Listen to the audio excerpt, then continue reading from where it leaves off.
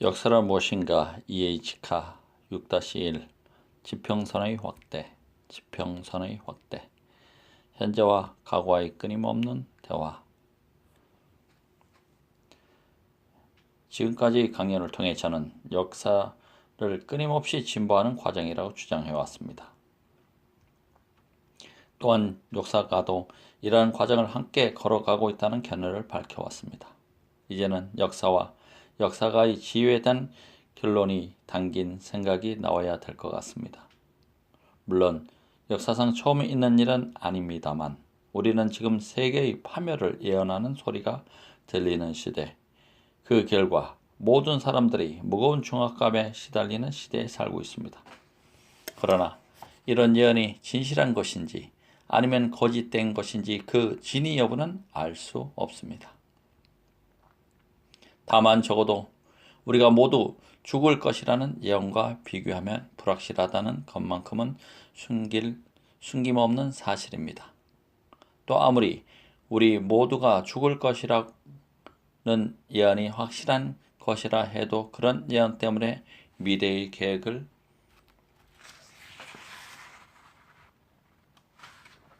중단할 수는 없습니다. 따라서 이 나라 혹은 세계의 어느 주요 부분은 우리를 위협하고 있는 현재의 위기를 극복하며 살아남을 것이며, 그리고 역사는 변함없이 계속될 것이라는 전제 아래서 우리 사회의 현재와 미래를 검토해 볼까 합니다. 20세기 중엽의 세계는 15, 16세기의 중세가 무너지고 근대 세계의 기초가 형성된 이래 이 세계에서 보여준 그 어떤 변화보다도 더욱 심각하고 가장 광범위한 변화의 과정이 이루어질 것으로 보입니다. 말할 것도 없이 이러한 변화는 궁극적으로는 과학적인 발견과 발명, 계속해서 그 응용이 확대되는 가운데 나타나는 결과이며 또 직감점적으로 생겨나는 발전의 결과임은 의심할 여지가 없다고 봅니다. 이러한 변화 중에서 가장 두드러진 것이 있다면 바로 사회혁명입니다. 이것은 금융과 상업 그리고 후에는 산업에 기초한 새로운 계급에서 비롯된 권력이 주어진 15세기, 16세기 사회혁명에 필적할 만한 것입니다. 현대 산업의 새로운 구조와 사회구조가 제기하고 있는 각종 문제는 제가 이 자리에서 다루기에는 너무도 벅찬 내용입니다.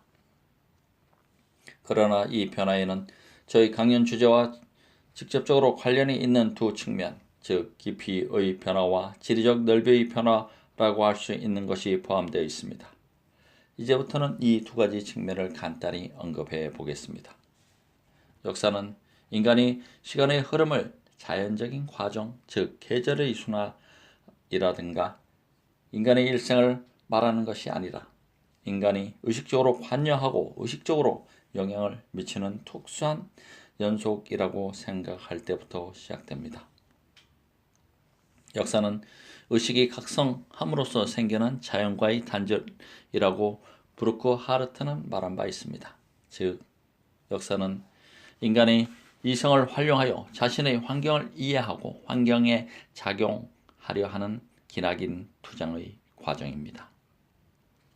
현대는 이러한 투쟁을 혁명적으로 확대시킨 시기입니다. 현대의 인간은 환경뿐만 아니라 스스로에게도 이해와 영향력을 가하려고 노력하고 있습니다. 이로 말미암아 이성의 새로운 차원과 새로운 역사의 차원이 나타나게 되었던 것입니다. 현대는 어느 시대보다도 역사의식이 발달한 시기이기도 합니다. 현대인은 전례가 없을 정도로 자기 자신을 강하게 의식하고 있고 따라서 역사에 대해서도 강하게 의식하고 있습니다. 현대인은 자신이 걸어온 과거의 어둠을 열심히 되돌아보고 있습니다. 그것은 혹시나 거기서 흘러나온 희미한 빛이 이제부터 들어서려고 하는 앞날의 어둠을 밝혀주지나 않을까 하는 희망에서입니다. 이와는 반대로 앞내려되는 열망과 불안은 지금껏 거쳐온 과거에 대한 통찰을 촉진시킵니다. 과거와 현재와 미래는 끝없는 역사의 사슬로 연결되어 있습니다. 근대 세계의 변화는 인간의 자기의식이 발전함에 따라 나타난 산물이며 첫 시작은 데카르트에서 비롯되었습니다. 데카르트는 인간이라는 존재는 사고의 능력만 가지고 있는 것이 아니라 자기의 사고를 다시 사고할 수 있는 존재, 즉 관찰하고 있는 자기 자신을 다시 관찰할 수 있는 존재. 따라서 인간은 동시에 사고와 관찰의 주체이자 객체가 될 수 있는 존재임으로서의 지위를 가지고 있다는 것을 처음으로 확립한 사람입니다. 그러나 18세기 후반에 루소가 등장할 때까지는 이러한 발전이 완전히 명확한 것은 아니었습니다.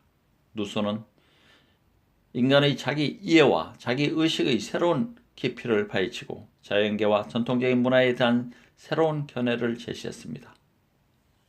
토크빌에 의하면 프랑스 혁명은 당시 사회 질서를 지배하고 있는 모든 전통적인 관습을 폐지하고 그 대신 인간 이성의 활용과 자연 법칙에 도출된 단순하고 기본적인 규칙을 확립해야 한다는 신념에 의해 고무된 것이라고 규정지었습니다. 액턴도 그의 원고에 달린 주에서 그때까지 사람들이 자유를 추구하면서도 자신들이 추구하는 것이 무엇인지를 전혀 몰랐다고 했습니다. 해겔과 마찬가지로 액턴 역시 자유와 이성은 분리될 수 없는 것으로 보았습니다. 그래서 프랑스 혁명은 미국 혁명과 연결되었던 것입니다. 지금으로부터 87년 전에 우리의 조상들은 자유를 생각하면서 이 대륙에 새로운 나라를 세웠고 모든 인간은 평등하게 태어났다는 신념을 위해 몸을 바쳤습니다. 링컨의 이 말이 시사한 것처럼 미국 혁명은 독특한 사건이었습니다. 사람들은 의도적으로 혹은 의식적으로 하나의 국가를 건설하고 아울러 의식적으로 다른 사람들을 이러한 국가의 틀 속으로 끌어들이려 한 역사상 최초의 사건이었습니다. 17세기, 18세기가 되자 사람들은 자신이 속한 세계와 법칙을 충분히 의식하게 되었습니다. 이 법칙은 이미 불가사리한 섭리 같은 신비로운 계율이 아니라 이성적으로 접근할 수 있는 법칙이 되었습니다. 그러나 이 법칙은 인간이 스스로 복종하는 법칙이었지 인간 스스로가 만들어낸 법칙은 아니었습니다. 그렇기 때문에 인간이 환경과 자기 자신에 대한 힘을 충분히 자각하고 또한 인간 생활을 지배할 법칙을 만들어낼 권리가 있다는 충분한 자각에 도달하게 된 것은 다음 단계에 이르러서였습니다. 18세기로부터 현대까지의 전환은 장기적이고 매우 점진적인 것이었습니다. 이 시대의 대표적 철학자는 해겔과 마르크스로 이들 두 사람은 서로 대립되는 위치에 있었습니다. 해겔은 섭리의 법칙을 이성의 법칙으로 바꿔 놓은 개념을 사상의 토대로 삼았습니다. 해겔의 세계의 정신이란 한 손에는 섭리를 또 다른 손에는 이성을 꽉 붙들고 있는 것과 같았습니다. 그는 아담 스미스의 정신에 동조하여 이런 말을 했습니다. 개그의 인간이란 자기의 욕망을 충족시키는 것으로 만족하지만 동시에 그 이상의 이러한 일은 그들의 의식에는 나타나지 않지만 그들의 행위 속에 잠재 있다는 것을 실현하려고 한다. 해겔은 또한 세계 정신의 합리적 목적에 대해서도 개인은 합리적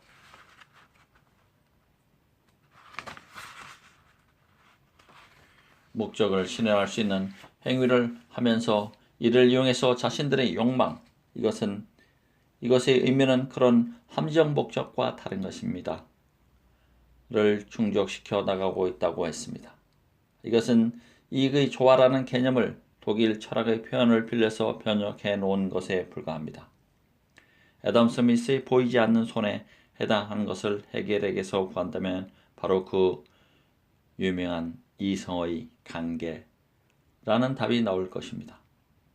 이는 사람들로 하여금 스스로가 의식하지 못하는 미래의 목적을 위해서 일하게 한다는 의미입니다. 그러나 해겔 역시 프랑스의 혁명의 철학자였으며 역사적 변화와 인간의 자기 의식의 발달 속에서 현실의 본질을 볼 줄 알았던 최초의 철학자이기도 했습니다. 그에게 역사의 발전이란 자유라는 개념을 향해 나아간다는 것을 의미했습니다. 하지만 프랑스의 혁명의 간격도 1815년 이후에는 왕정복고라는 정체 상태 속으로 사라져 버렸습니다. 헤겔은 정치적으로 매우 소심한 사람인데다 당시 기성 질서에 너무나 집착하고 있었던 탓에 자신의 형이 상학적 명제에 구체적인 의미를 도입하는 일은 결국 해내지 못했습니다. 러시아의 사상가인 알렉산드르 헤르젠이 헤겔의 학설을 혁명의 대수학이라고 한 것은 참으로 적절한 표현이었습니다. 그렇지만 헤겔은 기호만 만들어 놓았을 뿐 유감스럽게도 거기에 실제적인 내용을 부여하지는 못했습니다. 헤겔의 대수 방정식에 숫자를 기입하는 일은 결국 마르크스의 임무로 남게 되었습니다. 애덤 스미스와 헤겔의 제자인 마르크스는 세계가 합리적인 자연 법칙에 의해서 지배되고 있다는 사고 방식에서 도출해냈습니다. 이런 점에서 마르크스의 입장은 헤겔과 같았지만 그는 헤겔보다 더 실천적이고 구체적인 사람이었습니다. 그런 법칙에 지배하는 세계가 인간의 혁명적인 주도권에 대응해서 합리적인 과정을 통해 발전한다는 견해로 방향을 바꿨던 것입니다. 마르크스의 견해를 종합해 보면 역사는 다음과 같이 세 가지 의미를 담고 있습니다.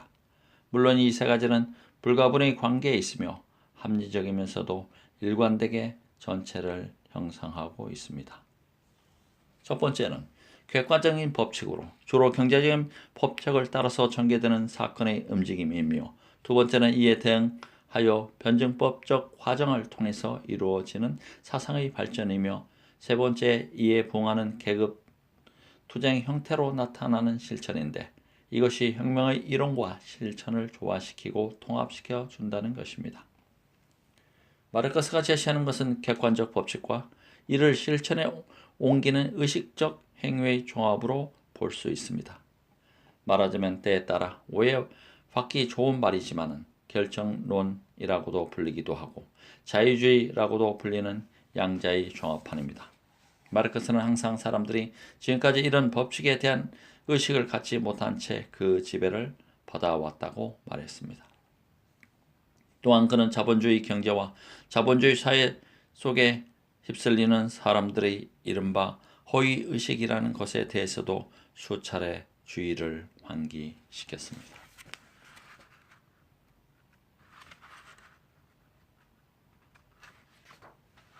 생산과 유통에 관계된 당사자들의 마음속에서 형성된 생산 법칙의 개념은 실제하는 법칙과 거리가 멀다.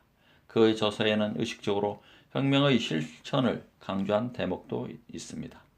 가령 루드비히 보이어바흐에 관한 유명한 논문에서 그는 철학자들이 세계를 여러 가지로 해석해 왔지만 정말로 중요한 것은 세계를 변화시키는 일이라고 했습니다. 또한 공산당 선언에서는 프롤레타리아, 무산자 계층, 그 정치적 지배력을 이용하여 조금씩 부르주아지로부터 모든 자본을 빼앗고 모든 생산 수단을 국가의 수중에 집중시킬 것이라는 말도 했습니다. 이 밖에도 루이 보나파르트의 브루메르 18일에서는 1세기의 과정을 통해서 모든 전통적 관념을 없애버리는 지적인 자기의식이라는 개념을 언급하고 있습니다. 그는 자본주의 사회의 허위의식을 무너뜨리고 계급 없는 사회에 진정한 의식을 도입할 수 있는 존재를 프로레타리아로 보았습니다.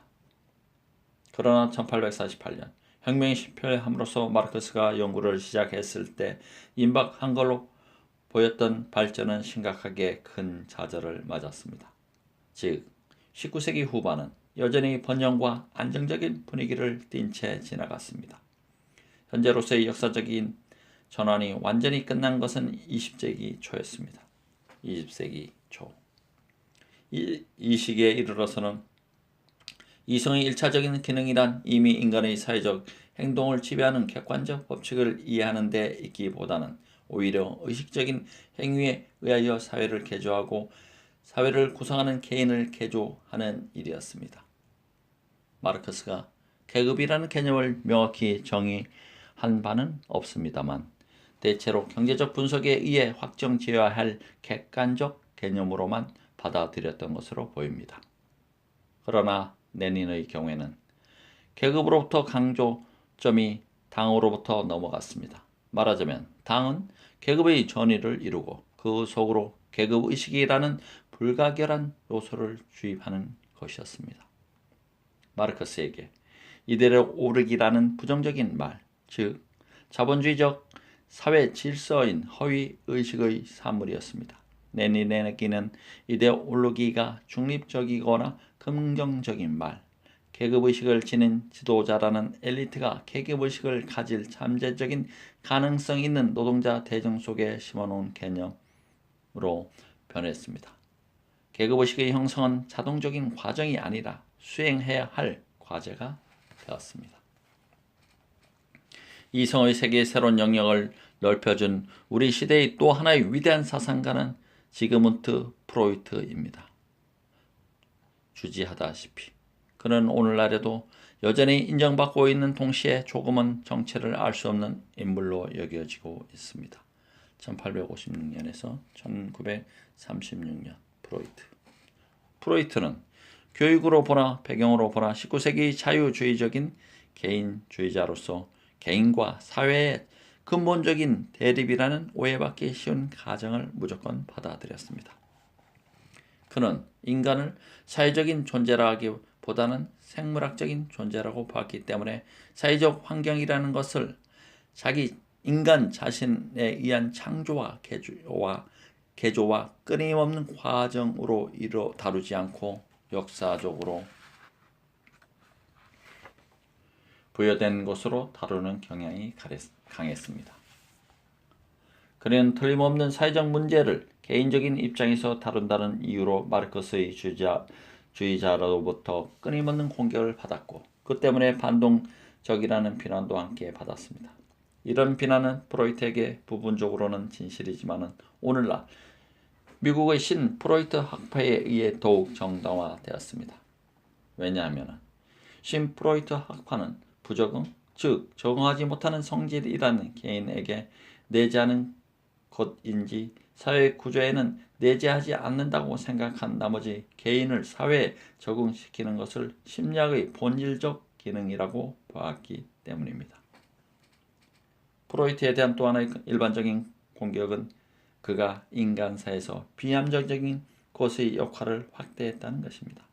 하지만 이것은 전적으로 잘못된 것으로 인간 회귀 속에 있는 비합리적 요소를 인정하는 것과 비합리적인 것을 숭배한다는 것을 조속하게 혼돈한 결과였습니다.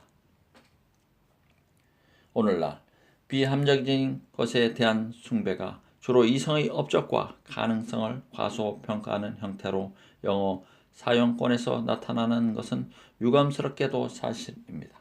이러한 것은 현대의 비관주의 및 초보수주의 물결의 한 형태라고 볼 수 있는데 다음 기회에 말씀드리기로 하겠습니다. 그러나 이러한 물결은 프로이트에게서 나온 것이 아닙니다. 그는 절대적인 합리주의자로 오히려 소박하다고 할 만한 순진한 합리주의자였습니다. 프로이트는 인간 행동의 무의식적인 근원을 폭로함으로써 의식과 합리적인 욕구에 대한 우리의 지식과 이해의 폭을 한층 넓혀 주었습니다. 이것은 이성의 영역 확대이며 자신과 환경을 이해하고 지배해 나갈 인간 능력을 증대시키는 것이기도 합니다. 말하자면 이것은 혁명적이고 진보적인 업적이었습니다. 이런 점에서 프로이트는 마르크스를 보완하는 위치에 있었던 것인지 그와 충돌하는 위치에 있었던 것은 아닙니다. 이런 점에서 프로이트는 마르크스를 보완하는 위치에 있었던 것이지 그와 충돌하는 위치에 있었던 것은 아닙니다. 프로이트 자신은 비록 인간의 본성이 고정불변하다는 생각에 완전히 벗어나지는 못했지만 인간 행동의 근원을 한층 더 진지하게 이해하기 위해 합리적인 과정을 통해 이를 의식적으로 변경하는 도구를 마련해 주었다는 의미에서 현대에 속하는 사람입니다. 역사가의 눈으로 본다면 프로이트는 두 가지 의미에서 특히 중요한 존재입니다. 첫째로 인간 행위는 사람들이 스스로 내세우거나 자신이 그렇다고 믿고 있는 행동의 동기에 의해 충분히 설명될 수 있다는 낡은 환상을 프로이트가 과감히 깨트려 버린 것입니다. 이것은 소극적인 업적이지만 매우 중요합니다. 물론 정신 분석의 방법으로 역사적인 위인들의 행동을 밝힐 수 있다고 주장하는 일부 광신자들이 있었지만 이 말을 그대로 받아들일 수는 없습니다. 정신 분석의 방법은 진찰을 받는 환자에 대한 반대 신문에 의해서 진행되는 것인데 죽은 위인들을 향해서 반대 신문을 펼칠 수는 없기 때문입니다. 두 번째로 프로이트는 마르크스의 업적을 보완하면서 역사가들에게 이런 일을 공고해 왔습니다. 즉 자기 자신과 역사에서의 자신의 위치를 자신의 문제나 시기의 선택을 이끌어준 동기와 사실의 선택과 해석을 이끌어준 동기, 아마도 이것은 숨겨진 등기에 속하겠지만은 자신의 시각을 결정해준 국가적, 사회적 배경과 가고관을 형성해주는 미래관을 의미하리라고 말입니다. 마르크스와 프로이트의 저서가 출간된 후에는 역사가는 자기 자신이 사회와 역사를 떠나서 초연히 서 있는 개인이라고 생각할 수 있는 구실을 잃었습니다. 지금은 자기의식의 시대입니다. 그러므로 역사가는 자신이 무엇을 하고 있는지 알 수 있고 또 알지 못하면 안 되게끔 되었습니다. 제가 현대 세계로의 전환이라고 말하는 이성의 기능과 힘의 새로운 영역으로의 확대를 뜻합니다만은 말하는 것은 아직도 완료된 것이 아닙니다. 이것은 20세기가 통과하고 있는 혁명적 변화의 일부분입니다. 지금 저는 이러한 전환의 몇 가지 중요한 징후를 검토해 볼까 합니다. 먼저 세계 분야로부터 이야기를 시작하겠습니다. 1914년까지만 해도 객관적인 경제 법칙이 인간과 국가의 경제 행위를 지배하고 있었기 때문에 이 법칙을 무시하면 손실을 가져올 것이라는 믿음이 확고부당했습니다.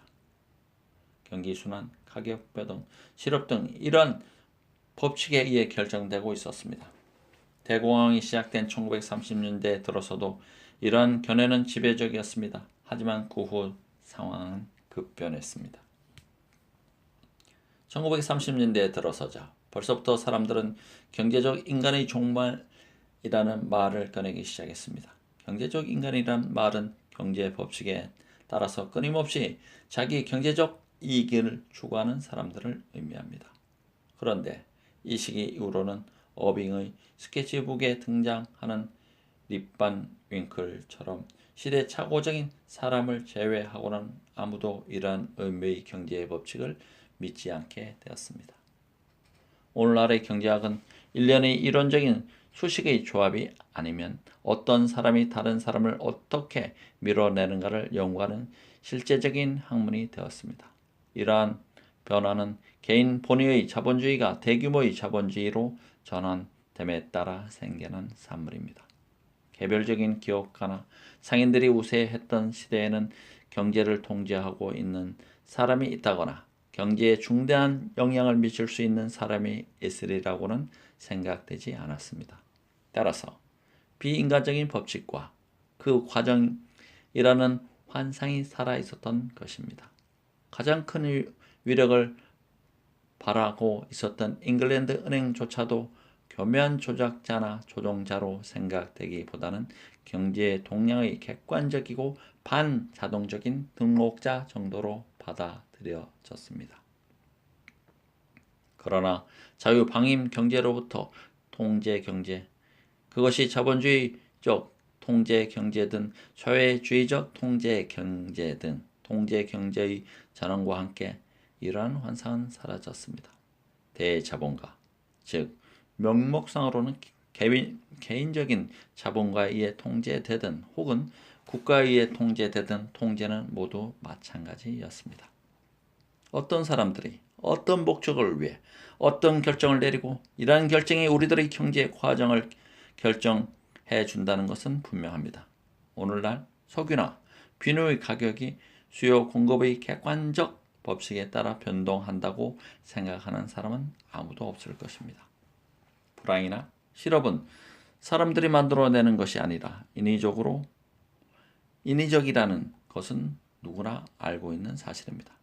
그렇지 않더라도 최소한 알고 있다는 생각만이라도 가지고 있습니다. 정부 역시 이를 구제할 방법을 알고 있다고 인정할 뿐만 아니라 그렇게 주장까지 합니다. 자유방임으로부터 계획적으로, 무의식적으로, 자기의식으로 객관적인 법칙의 신념으로부터 벗어나 인간은 비로소 자신의 행동에 의해 자기 자신의 경제적 운명의 지배자가 될 수 있다는 신념을 갖게 되면서 문자 그대로 전환이 이루어진 것입니다. 사회정책이 경제정책과 병행되어 오긴 했지만 경제정책은 어느새 사회정책 속에 흡수되어 버렸습니다. 1910년에 출간된 케임브리지 근대사 초판본의 마지막 본에는 마르크스주의자가 아닌 것은 물론 레닌의 이름조차 들어본 적이 없는 한 집필자의 손에 의해 이루어진 매우 날카로운 논평이 나옵니다. 의식적인 노력에 의해서 사회혁명이 가능하다는 믿음은 유럽 정신의 지배적인 정신적 조류이다. 이런 믿음은 자유를 만병통치약처럼 생각하던 믿음을 대신하게 되었다. 오늘날 이러한 믿음이 유행하게 된 것은 프랑스의 혁명 당시 인권에 대한 믿음과 마찬가지로 유익하고 의미심장한 일이다. 이 글이 쓰여진 지 50년이 지났고 러시아 혁명으로부터 40년 이상이 지났습니다. 대공황이 있은 후로 30년 지난 오늘날에 와서는 이러한 믿음은 이미 상식이 되었습니다. 합리적이라고는 생각되지만 인간의 통제권 밖에 있었던 객관적인 경제 법칙에 대한 복종으로부터 의식적인 행동을 통해서 자신의 경제 운명을 지배할 수 있는 인간 능력에 대한 신념으로서의 전환은 제가 보기에는 인간 세계에 대한 이성의 적용에서의 진전을, 즉 자신과 자신의 환경을 이해하고 지배할 수 있는 인간 능력의 증대를 나타내는 것이라 생각되기 때문에 만일 필요하다면 이것을 진보라는 낡은 명칭으로 불러도 좋을 것입니다. 이와 비슷한 과정은 다른 분야에서도 진행되고 있지만 저로서는 이를 상세하게 언급할 여유가 없습니다. 앞에서도 살펴보았지만 오늘날에는 과학도 자연의 객관적인 법칙을 탐구하고 증명하기보다는 인간이 자신의 목적에 맞게 자연을 이용할 수 있고 또한 자신의 환경을 변화시키는 일을 가능하게 해줄 실용적인 가설을 만드는 일에 더 관심을 두고 있습니다. 이보다 더 중요한 것은 인간이 이성을 의식적으로 활용시켜 자신의 환경을 변형시킬 뿐만 아니라 나아가서는 자기 자신마저 변화시키기 시작했다는 것입니다. 18세기 말에 멜더스는 한 권의 획기적인 저서 속에서 애덤 스미스의 시장의 법칙처럼 아무도 그 과정을 의식하지 못하는 가운데서 작동되는 객관적인 인구 법칙을 수립하려고 시도했습니다. 원래 와서는 이러한 객관적 법칙을 믿는 사람은 아무도 없을 것입니다. 그러나 인구의 통제는 합리적이고 의식적인 사회정책의 문제가 되었습니다. 인간의 노력으로 인간의 수명이 연장되었다거나 세대 간 인구의 균형이 수정되었다거나 하는 일들을 우리는 직접 겪고 있습니다. 그런가 하면 인간 행위에 변화를 주기 위해 의식적으로 어떤 약품을 사용한다거나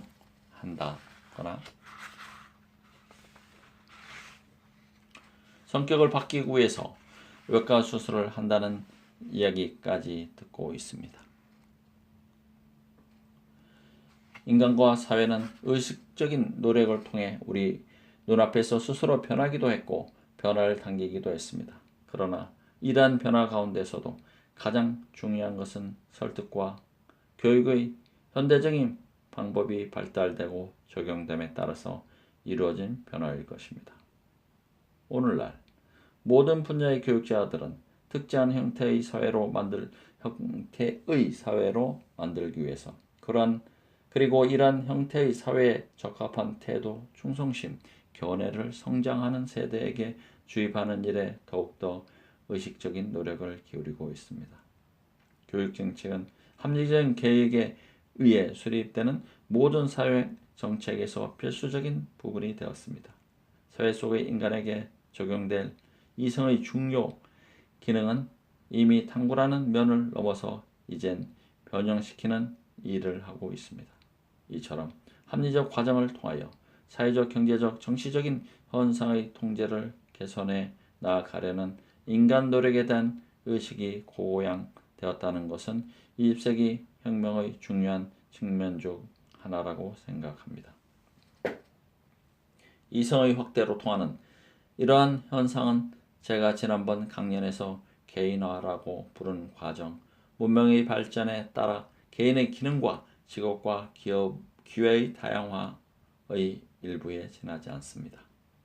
아마 산업혁명이 초래한 가장 광범위한 사회적 결과는 생각할 줄 알고 이성을 활용할 줄 아는 사람들의 수가 점차 늘어났다는 사실일 것입니다. 그러나 우리 영국인들은 점진주의에 대한 열정이 대단한 탓인지 이런 움직임이 눈에 띄지 않는 것 같습니다. 6-1 여기서 마치도록 하겠습니다. 대단히 감사합니다.